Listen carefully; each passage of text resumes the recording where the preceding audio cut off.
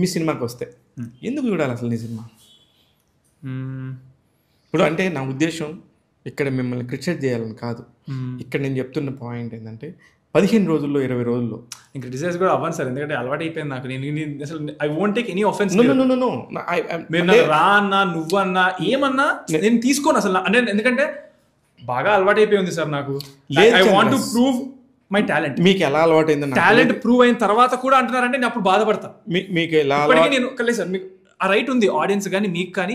ఏం ప్రూవ్ అవ్వక ముందు మీరు ఏదైనా అనొచ్చు అన్నని నేను మెంటల్గా ఫిక్స్ అయిపోయాను. సో మీరు నాకు ఏ ఎక్స్ప్లెనేషన్ ఇవ్వాల్సిన అవసరం లేదు. మీరు criticise I know you as a person.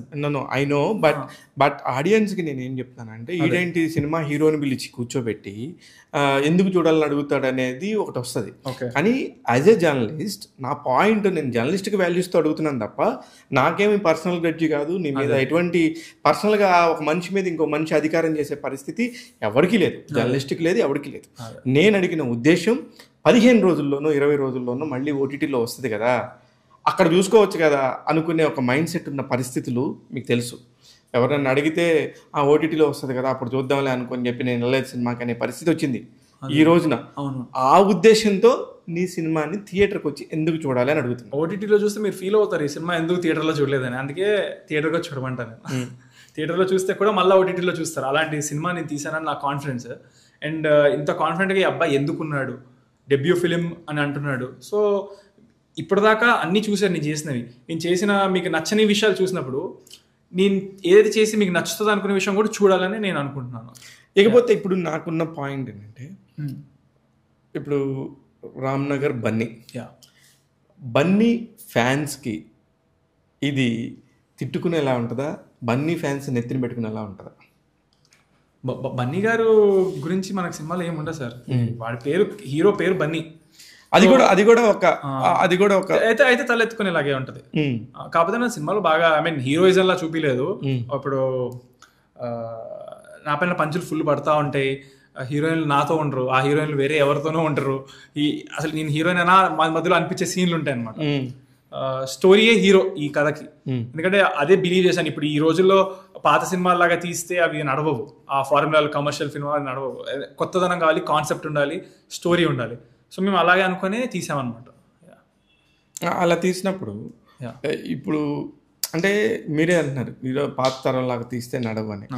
ఎలా అంటే ఎవరు తీసినా కూడా ఆ సినిమా 100% హిట్ అవ్వాలి, హిట్ అవుతుందనే నమ్మకంతోనే తీస్తారు.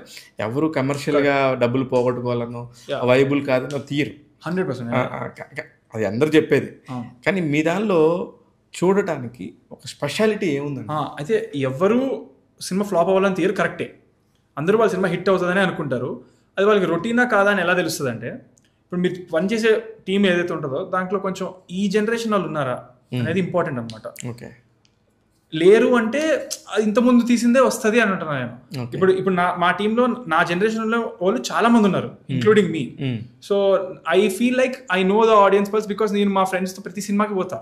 ఆడియన్స్ లాగా నేను కూర్చొని చూస్తాను. నాకు నచ్చే సినిమాలు, వాళ్ళకి నచ్చే సినిమాలు, నచ్చిన సినిమాలు ఏంటనేది నాకు ఆ క్లారిటీ ఉందని I trust my judgement. So అందుకని ఈ జనరేషన్ కుర్రాడిని కాబట్టి నేను దగ్గరుండి I had a say in everything. ప్రతి దాంట్లో నాకు ఒక వాయిస్ ఉండింది చెప్పడానికి. సో అందుకని నేను రొటీన్లా ఉండదు, బాగుంటుంది సినిమా అని చెప్పగలుగుతున్నాను. అంటే ఇప్పుడు ఒక సినిమాకి బలంగా ఒక ఎమోషనల్ కంటెంట్, ఒక 5-6 సీన్లు భలే తీసాడరా అన్న సందర్భం ఉంటేనే ఏ సినిమా అయినా కూడా నిలబడుతుంది. ఈ సినిమాలో అలాంటివి ఎన్ని సీన్లు ఉన్నాయి? ఎన్ని సీన్లు ఉన్నాయని చెప్పాను, కానీ ఉన్నాయని చెప్తాను. ఎందుకంటే ఎన్ని సీన్లని నాకు అలా కొలవాలని లేదు సినిమాని. It's a full story. ఫ్లోలో చూస్తే మీకు ఎక్కడెక్కడ ఏ సీన్ అని మీరు చూసాక మీరు హ్యాపీ ఫీల్ అవుతారు. ఉన్నాయి తప్పకుండా, అలాంటి సీన్లు కూడా ఉన్నాయి. But we did not concentrate more on giving a message to the audience, but more on entertaining them. But ఉన్నాయి, మీరు చెప్పినట్టు కొన్ని చోట్ల you may cry also. Cry also అంటే there is emotion scenes also ఉన్నాయి. అయితే మీరు ఆ సినిమాలో వీడు మామూలుడు కాదు అని ఒక ట్యాగ్ లైన్ ఎందుకు తగిలిచ్చారు? పబ్లిసిటీ కోసమా, లేకపోతే ఆ సినిమాలో కంటెంట్? అలా సినిమానే సార్, అంతా సినిమా. వాడు నిజంగానే మామూలుడు కాదు. వాడు చేసే పనులు కానీ చేష్టలు కానీ అన్ని కొంచెం మీకు నవ్వొస్తూ ఉంటాయి. ఎందుకు వాడు మామూలుడు కాదనేది ఆ సినిమాకి జస్టిఫైడ్ ట్యాగ్ లైన్. అది పర్ఫెక్ట్గా కుదిరిందంటారా? 100%. General content or positive content, information, entertainment ఇవన్నీ ఉన్నాయండి మన యూట్యూబ్ ఛానల్లో. సో మీకు ఒక మంచి పాజిటివ్ ఎనర్జీ కావాలి అంటే రోజు ట్యాగ్ తెలుగు ఛానల్ని చూసి ఎంజాయ్ చేయండి. All kinds of cinema updates, all kinds of news, all kinds of celebrity interviews. So మీకు అన్ని exciting stuff, cinema related stuff అంతా మీ Tag Telugulo ఉంటుంది. So subscribe to it and follow it. Thank you.